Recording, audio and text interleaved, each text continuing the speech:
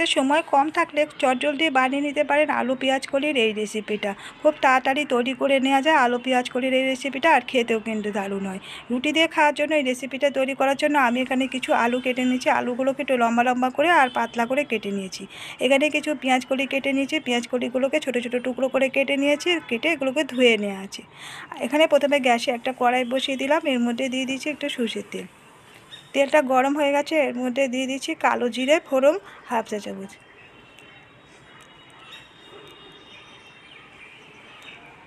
দিয়ে দিচ্ছি দুটো পেঁয়াজ কুচানো। পেঁয়াজগুলোকে একটু লম্বা লম্বা করে কেটে নিয়েছি।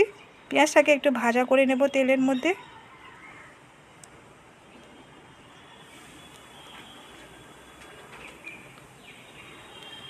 এখন দিয়ে দিচ্ছি এর মধ্যে 4টে কাঁচা লঙ্কা। কাঁচা লঙ্কাগুলোকে আমি কিছুটা করে চিড়ে দিয়েছি।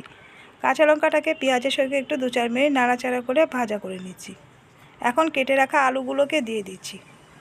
আলুগুলোকে নাড়াচাড়া করে একটু ভাজা করে নেব।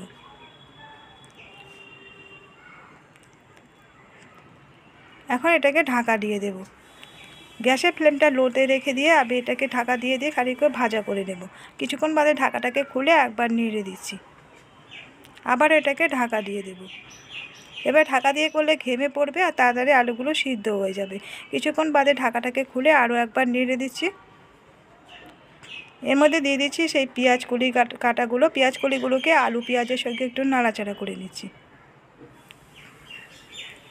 যেহেতু পেঁয়াজগুলো আমি ভাজা করিনি বেশি, আলুগুলো ওর সঙ্গে দিয়ে দিলাম। একই সঙ্গে ঢাকা দিয়ে করতে করতে এটা ভাজা হয়ে যাবে পেঁয়াজগুলো।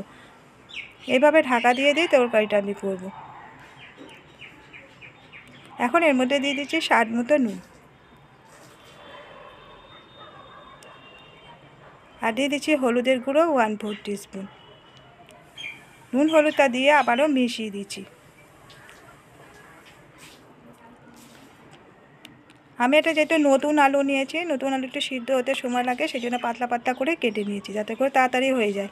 আর দিয়ে দিলাম একটা টমেটো, ছোটো সাইজের টমেটো নিয়েছিলাম, একটু পাতলা পাতলা লম্বা করে কেটে নিয়েছি। দিয়ে দিলাম এর মধ্যে হলুদের গুঁড়ো।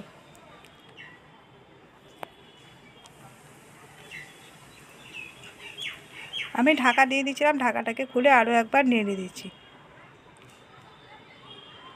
দিয়ে দিচ্ছি এর মধ্যে চিনি। এখানে আমি হাফ চা চামচ দিয়েছি। চিনিটা যদি কেউ পছন্দ না করেন মিষ্টি খেতে, সেক্ষেত্রে স্কিপ করতে পারেন। চিনিটা থেকে দিয়ে আবারও একটু নাড়াচাড়া করে মিশিয়ে দিলাম, দিয়ে সামান্য একটু জল দিয়ে দিয়েছি। জলটা দিয়ে আবারও মিশিয়ে দিলাম, একটু নাড়াচাড়া করে এটাকে ঢাকা দিয়ে দেব। এখন এই তরকারিটা আমার হয়ে গেছে, এটাকে আমি নামিয়ে নেব। তৈরি হয়ে গেছে আলু পেঁয়াজ কলির তরকারি। আর এই আলু পেঁয়াজ কলির তরকারিটা রুটি দিয়ে খেতে কিন্তু খুবই ভালো লাগে। এরকমভাবে তৈরি করে দেখতে পারেন আলু পেঁয়াজ কলির রেসিপিটা।